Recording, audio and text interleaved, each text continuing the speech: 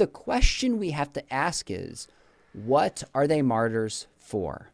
You can make the case that a kamikaze is a kind of martyr for the cause and honor, etc. You can make a case that Maccabeans were martyrs because of their commitment to the law. Why were the early Christians martyrs and the apostles? Because they believed that they had seen the risen Jesus. That's why we have to look at what are they suffering for. And there is no early Christianity that I could remotely find distinct and apart from the belief that Jesus had risen from the grave and appeared to the apostles and others.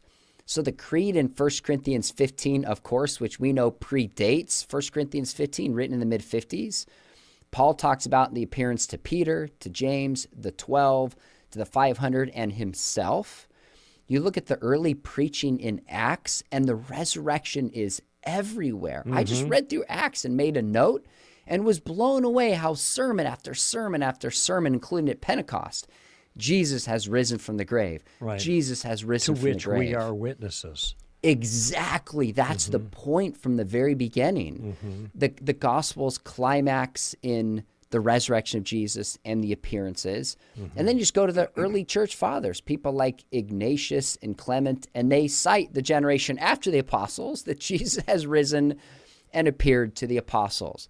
So while other religions have martyrs, the first Christians, the apostles, were martyrs for the resurrection, but the last point was for what they claim to have seen with their own eyes. Right. So I teach on this. If somebody walks in and, morbid experiment kills me on stage, somebody goes, wow, Sean really believed that. He took one for the team. But that proves nothing about the truth of Christianity. Right. Because I didn't see Jesus in the flesh. I didn't walk with him. I'm not the first one who wrote this down.